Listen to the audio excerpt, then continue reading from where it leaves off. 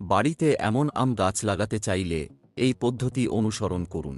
প্রথমে ভালো জাতের একটি সুস্থ শক্তিশালী আমের ডাল বেছে নিন। ধারালো ছুরি দিয়ে ডালের চারপাশে 1-2 ইঞ্চি রিং কেটে ছালো সরান। এবার একটি অ্যালোভেরা পাতা নিয়ে কাটা জায়গায় লাগান।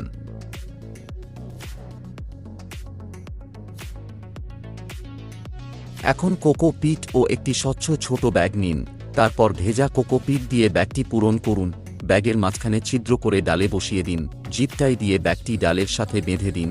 কোকো পিট না থাকলে বাগানের মাটি ব্যবহার করুন। 1 মাস পরে দেখুন কত সুন্দর শিকড় গজিয়েছে। নতুন শিকড় নরম, তাই সাবধানে ব্যাগটি সরান। শিকড় পুষ্ট হলে সাবধানে ডালটি মূল গাছ থেকে কাটুন। এখন আমি এই চারাটি একটি টবে লাগাব। আপনি চাইলে সরাসরি মাটিতেও লাগাতে পারেন। 1 বছর পরে নতুন গাছটি ফল দেওয়ার জন্য প্রস্তুত।